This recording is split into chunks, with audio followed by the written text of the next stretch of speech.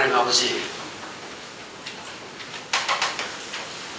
한평생 이 종을 붙드시고 단 한 번도 내어버리지 아니하셨던 너무나 좋으신 아버지요,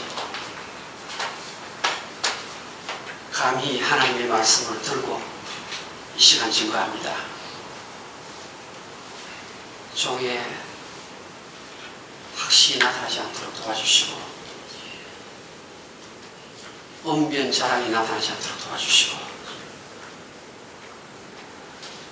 오직 예수 그리스도의 복음의 핵심만 증거되는 이 한 시간 만들어 주시옵소서. 철저하게 주님의 도구로만 쓰임받는 한 시간 되게 해 주시옵소서. 예수님의 이름으로 기도하옵나이다. 아멘.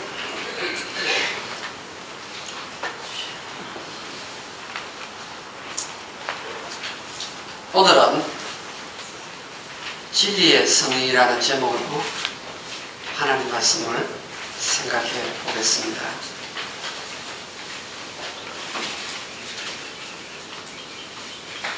어느 시골 마을에 수영을 30년가량 이렇게 기르셨던 할아버지 한 분이 계셨습니다. 그래서 이렇게 마을을 지나가면 사람들마다 그 할아버지를 보면서 하이 했습니다. 그런데 어느 날 꼬마가 할아버지께 질문을 합니다. 할아버지, 주무실 때 수염을 이불 속에 넣고 주무십니까? 아니면 수염을 이불 바깥으로 빼고 주무십니까? 이리 질문합니다. 할아버지가 가만히 생각해 보니까 답을 못 하겠는 거예요. 내가 잠잘 때 이 수염을 이불 속에 넣고 잤는지 빼고 잤는지 구분이 안 되는 거예요. 그래서 꼬마에 이렇게 대답을 했습니다. 얘야, 오늘 밤 하루 잠자보고 내일 내가 답을 주겠다 그랬습니다. 그날 저녁에 할아버지가 집에 와서 잠자기 시작합니다. 맨 처음 수염을 이불 속에 넣고 이제 잠을 청해봅니다. 갑갑하고 답답해서 잠이 오지 않는 거예요. 이 수염을 이불 속에 넣고 잔 게 아니구나. 그래서 수염을 바깥에 뺐습니다. 바깥에 빼니까 뭔가 허전하고 냉기가 드는 거예요. 다시 넣고 빼고 하다가 밤새도록 엎치라 하다가 잠이 깬 거예요. 성령 하나님에 대해서 사람들이 이 할아버지처럼 알쏭달쏭 아리송하게 알고 신앙생활하는 분들이 너무나 많습니다. 성부 하나님에 대해서는 좀 알고 성자 예수님에 대해서는 아는데 성령님에 관해서 이야기하면 아리송해요. 할 말이 없는 분들이 많아요. 오늘 주어진 성경 말씀을 통해서 성령님에 대해서, 진리의 성령에 대해서 확실하게 붙잡고 깨닫고 일어서는 시간이 될 수 있기를 주의 이름으로 축원합니다. 여러분 교회 들어오시니까 어때요? 평상시와는 달리 빨간색, 노란색, 주황색 뭐가 많이 달려있죠? 뭐처럼 보입니까?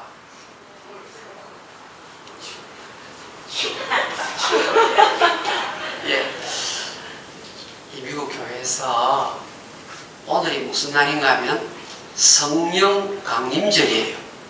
강림이라는 말은 내려왔단 말이거든요. 그러니까 성령이 이 땅에 내려오신 날, 그 절기를 성령 강림절이라고 말합니다. 이 성령 강림절은 오순절이라고도 말합니다. 또 첫 번째 보리추수 절기이기 때문에 맥추절이라고도 합니다. 한국에서는 우리 추수감사절 말고 맥추감사절 드리죠. 그래서 우리 학생들이 맥추감사절을 맥주감사절 그러면서 이렇게 장난하기도 합니다. 맥추, 보리추수절이기도 합니다. 77절이라고도 합니다. 이 오순절이라는 말은 영어로 펜테코스트라고 말하는데, 펜테코스트라는 말은 50이라는 말이에요. 50일. 모노, 디, 테트라, 펜타 이렇게 되는 거예요. 그러니까 펜테코스트 50일째 되는 날. 무슨 50일째 되는 날이냐? 예수님이 부활하신 이후에 40일 동안 사람들에게 나타내 보이셨어요. 40일 동안. 그리고 나서 120명의 초대교회 성도들이 마가 요한의 다락방에서 10일간 더 기도를 하고 나니까 50일째 되는 날 성령 하나님이 이 땅에 임하신 거예요. 이 기록이 사도행전 2장에 나와요. 그런데 급하고 강한 바람 소리와 불의 혀같이 갈라지는 역사가 마가 요한의 집 다락방에서 기도하는 성도들에게 임했다 이렇게 나와요. 그래서 불의 혀같이 갈라지는 모습, 그래서 이 미국 교회에서 이 성령 강림절을 축하하면서 이렇게 장식을 달아놓은 거예요. 그런데 여러분, 이것 때문에 교단이 하나 생겼어요. 무슨 교단인가 하면 오순절 교단이에요. 펜테코스탈 오순절 교단.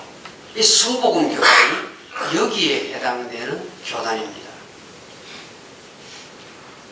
자, 이렇게 말합니다. 구약은 성부 하나님 시대고 신약은 예수님 시대고, 신약 성경이 완성된 이후 오늘은 성령 시대라고 말합니다.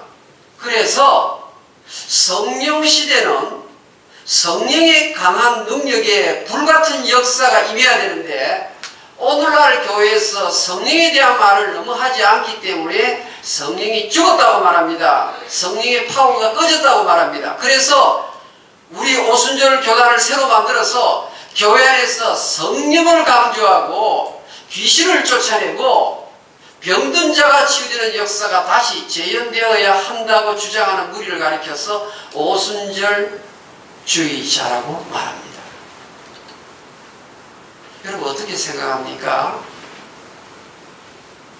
오늘 예수님께서 이 오순절주의자에 대하여 우리 코로나 갈고리 장로교회 성도들을 위하여 이미 예수님께서 살아생전 오순절에 대해서 이미 말씀을 하셨습니다. 성령 강림에 대해서 이야기를 하셨습니다. 그것이 바로 오늘 예배 시간에 여러분이 알려드렸던 요한복음 16장 7, 8, 9, 10, 11절. 예수님께서 내가 떠나가면 성령을, 보혜사를, 이 보혜사가 성령 같은 말이에요. 내가 이 땅을 떠나서 아버지께로 가면, 성천하면 내가 너에게 성령, 진리의 영, 보혜사를 보여주겠다고 약속을 하십니다. 그러니까 제자들이 지금 아유 선생님 떠나가면 안 되는데요, 예수님 죽으시면 우리 어떻게 됩니까? 그러니까 예수님께서 벌벌 떨지 말아라. 내가 지금 육신으로 너희와 함께 있는 것은 시간적으로 육체적으로 제한을 받지만 내가 죽어서 부활한 다음에 하나님 보좌 우편에 가면 성령을 너희에게 보내줄 것인데, 이 성령은 시간과 공간을 초월해서 너희와 영원히 함께 있을 것이다. 성령이 너희와 함께하는 것이 훨씬 더 유익이 될 것이다. 그렇게 말씀하십니다. 그러면서 지금 주어지는 말씀이 오늘 우리가 접하는 성경 말씀입니다. 자, 우리 한번 성경으로 돌아가 보십시다. 그러나 내가 너희에게 실상을 말하노니 진리를 말하는데 내가 떠나가는 것이 너희에게 유익이라.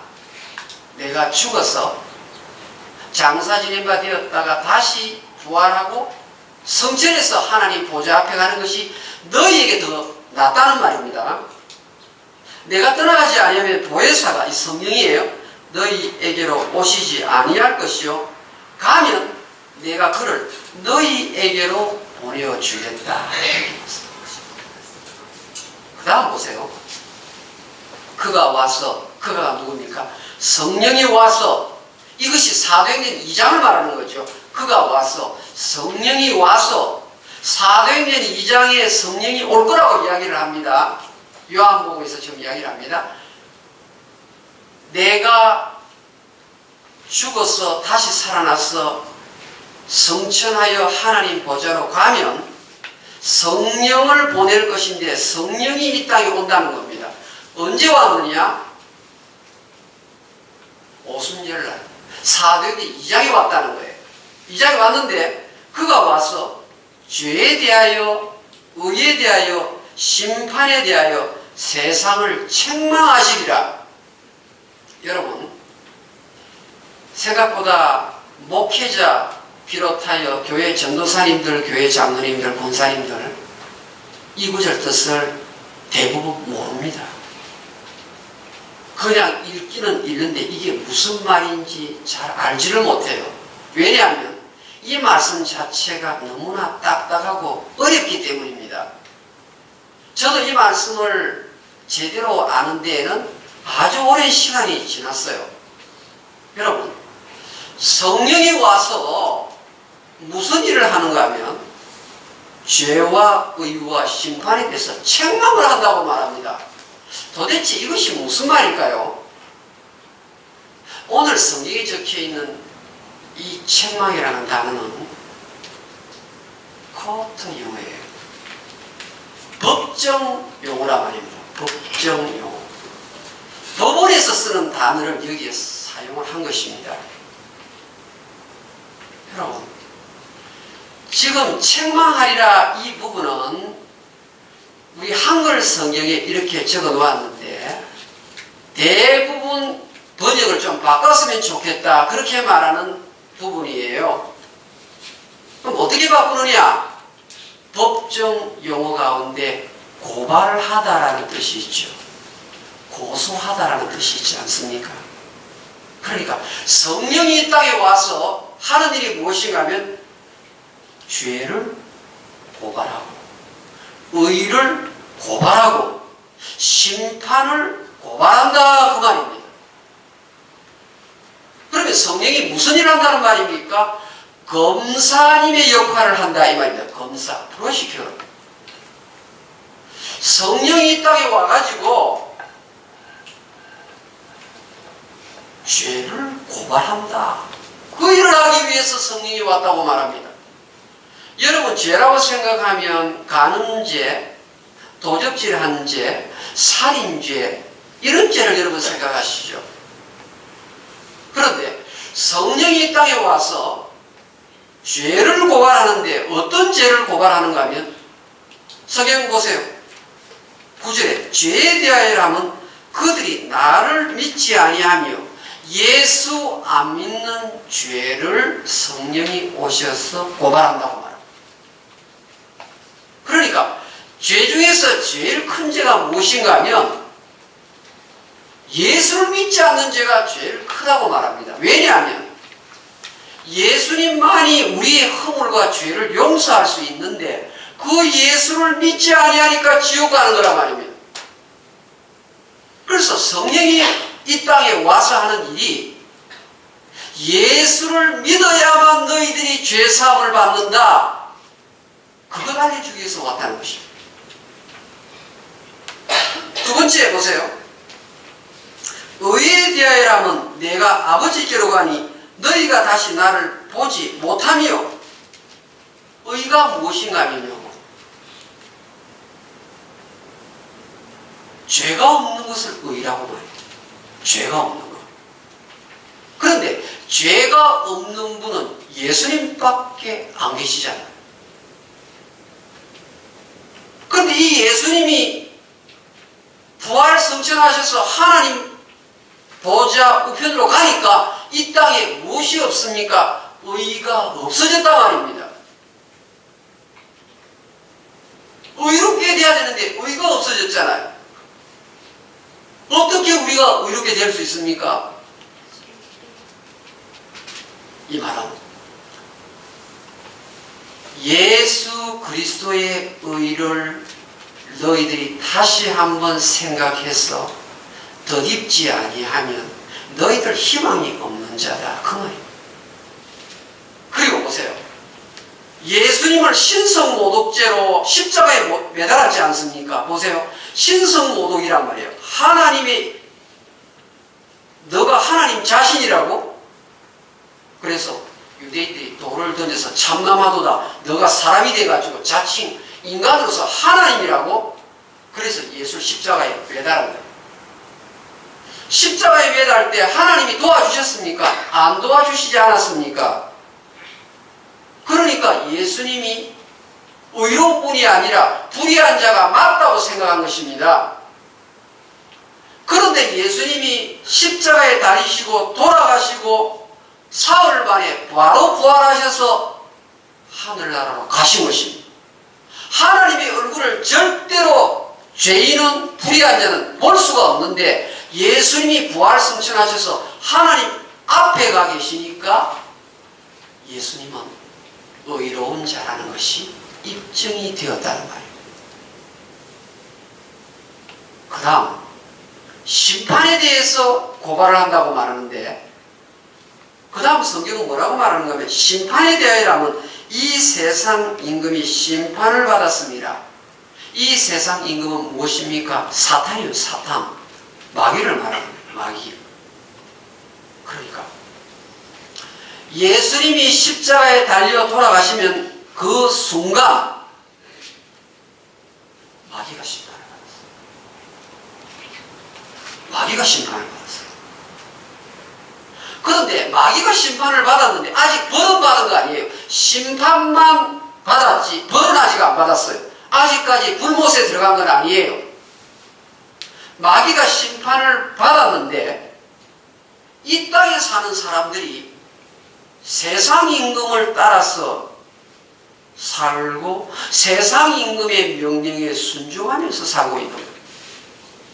성령이 와서 너희들이 하나님을 임금으로 삼지 아니하고 예수 그리스도를 만왕의 왕으로 섬기지 아니하고 세상 임금 사탄을 쫓아서 살기 때문에 너희들은 지옥 간다. 심판받아서 마귀와 똑같은 운명에 처한다는 겁니다.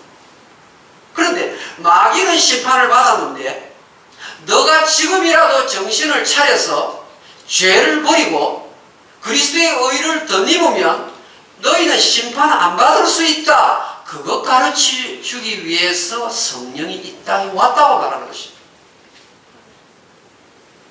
여러분, 마귀가 지금 심판을 받았는데 이 땅에 사는 세상 사람들이 마귀하고 협력해서 살면, 마귀와 동업해서 사업을 하면, 마귀와 동업해서 그 방식대로 살면 어떻게 됩니까? 마귀에게 내렸던 심판을 자기도 함께 나누게 되는 거예요. 그렇게 하지 말라고 하기 위해서 성령이 이 땅에 왔다고 합니다. 그러니까 오순절날 지키는 이유가 무엇인가 하면 죄와 의와 심판에 대해서 똑똑히 너희들이 알아야 된다. 그것을 강조하는 날이 오순절날.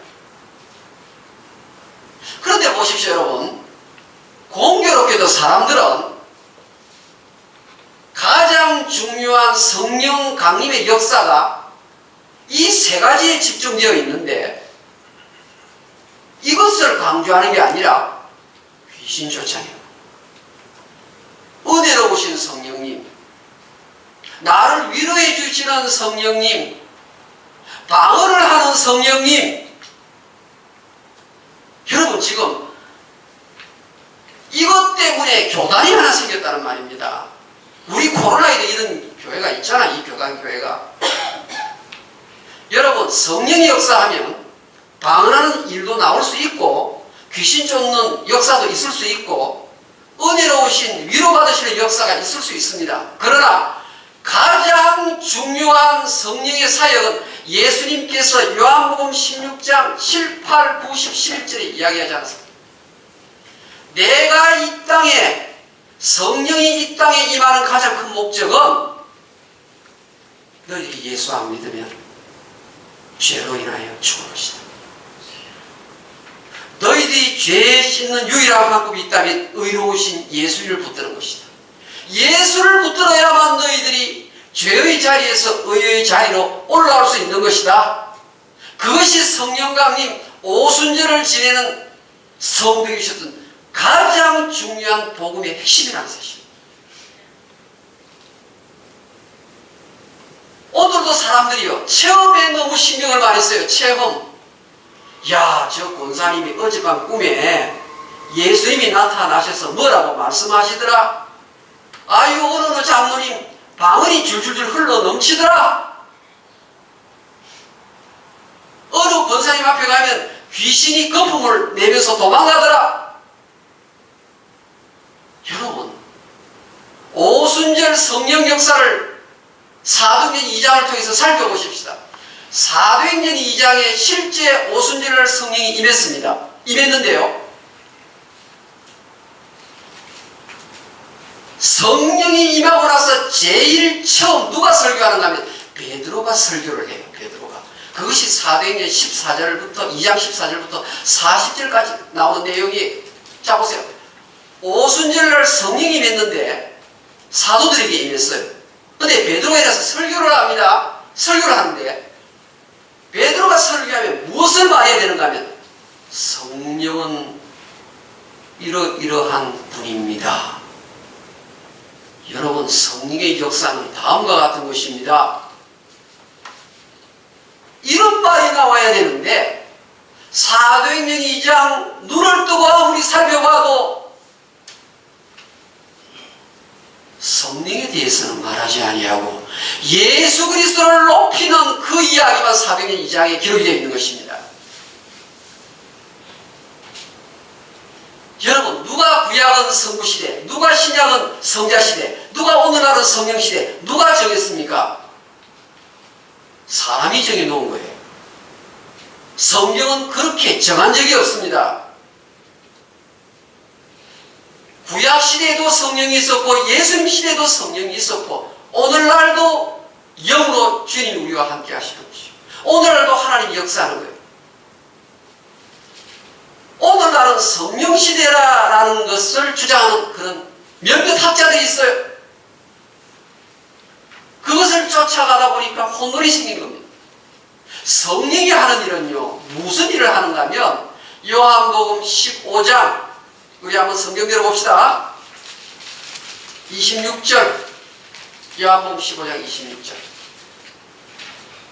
성령은 자기를 말하지 않아요. 읽겠습니다. 내가 아버지께로부터, 다 같이 읽겠습니다. 시작. 내가 아버지께로부터 너희에게 보낼 보혜사고 아버지께로부터 나오시는 진리의 성령이 오실 때에 그가 나를 증언하실 것이요. 성령이 이 땅에 오셔서 자기를 나타낸다는 말은 성경에 없습니다. 성령이 이 땅에 와서 하는 일이 있다면 예수를 증거하고, 여러분이 예수 믿어야 됩니다. 예수 안 믿으면 심판받습니다. 예수 안 믿으면 여러분의 죄 때문에 여러분은 의로운 신분을 얻을 수가 없습니다. 그것 말하는 것이, 그것 증거하는 것이 오순절날의 가장 중요한 일이라는 것입니다. 여러분, 실제 베드로가요 이야기를 하는데요, 시편을 통해서, 요엘서를 통해서 구약 인용을 하면서 쫙 설교하는데 무슨 설교를 하느냐? 요한복음 16장 8절, 9절, 10절, 11절에 나왔던 베드로의 설교의 핵심은 죄에 대해서, 너희들이 죄 없는 예수님을 십자가에 못 박아 죽였다. 그런데 하나님 아버지가 그 예수를 어떻게 하늘에서 받으셨다. 그래서 주와 그리스도가 되게 하셨다. 너희들 두 번 다시 옛날 행사대로 살아서는 안 된다.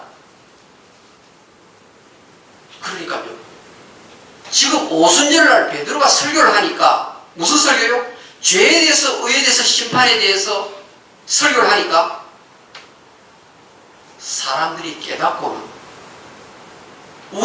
어찌할꼬 형제들이여 shall we do? 회개하는 역사가 일어났다는 말입니다.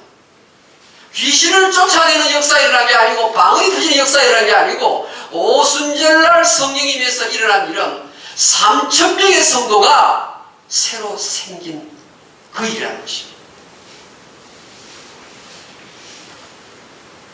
여러분 생각보다 많은 분들이 이 오순절 성령 이야기하면서 가장 중요한 이 복음의 핵심 성령은 예수를 높이고 예수를 중거하는 이 일을 위해서 이 땅에 왔다는 것을 망각하고 논리적이고 이성적인 부분을 망각하고 환상, 신비 무슨 성령이 점장이라도 되는 것처럼 당신 이번에 사과하면 안 됩니다.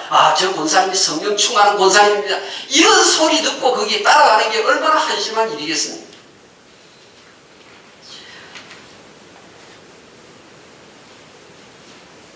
사랑하는 여러분이요. 오순절날 성령이 임할 때 여기 다랑은 이거가 똑같아요.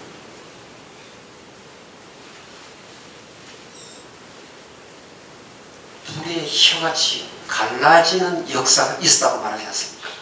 불의 혀같이 갈라지는 역사. 성령이 임할 때. 우리 한국 사람은요. 불의 혀같이 갈라지는 역사 그러면요. 불에다가 초점을 기울이는 거예요. 이분들도 불에다가 초점을 기울이는 거예요. 여러분 사도행전 2장 열어보세요. 사도행전 2장. 왜 사람들이 자꾸 미혹이 되는가 하면요. 사도행전 2장 열어보세요. 이 오순절날 성령 역사인데요. 봅시다.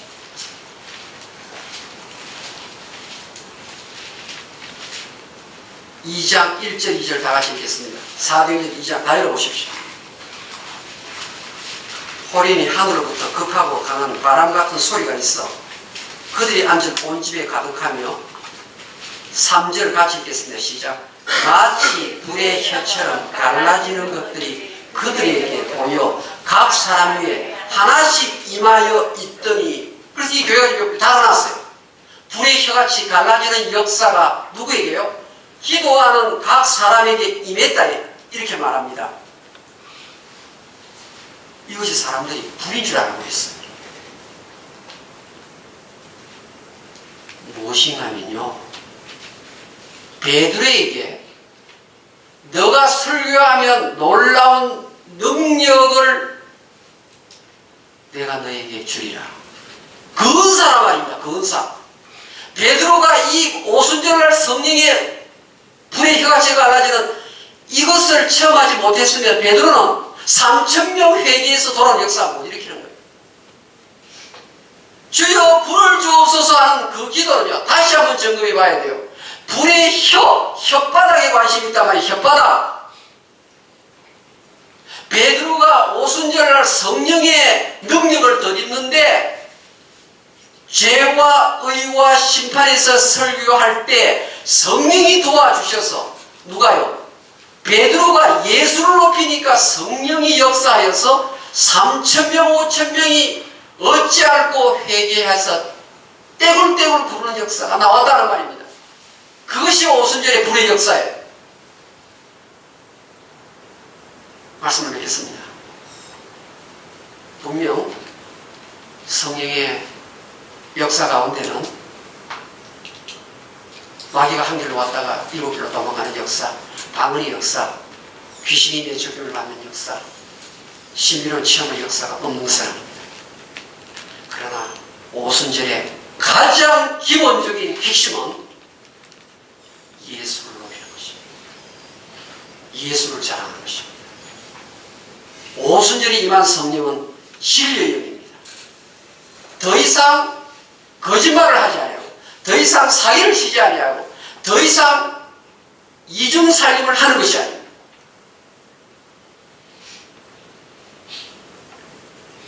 열명의 사람들이 소리를 조금 조작해가지고 내면 우리가 돈을 좀 벌 수 있다. 조금만 고쳐보자. 그럴 때 코로나 갈고리기 장로교회 성도 한 분이 그 안에서 NO! 그러면 안 돼!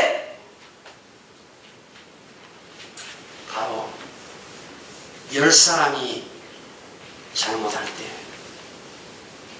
나 한 사람이 거기에서 진리를 쫓으면 바로 여기에 성령의 불의 역사가 있는 줄 믿습니다. 기도하겠습니다. 여러분 한번 눈을 감고 기도하십시오.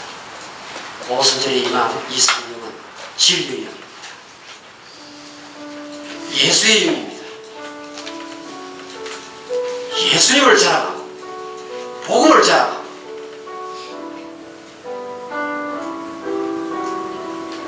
이전의 삶에서 돌아서는 것을 말하는 것입니다. 방언을 하고 귀신을 쫓는 것은 부차적인 일. 더욱더 성경 중심대로 사는 것. 내가 그리스도의 편지가 되어서 내 삶을 통하여 그리스도의 모습들이 드러날 때 오순절 성령은 기뻐하시는 것입니다. 예수를 잘하는 이 교회 오순절의 성령의 역사가 나타날 것입니다.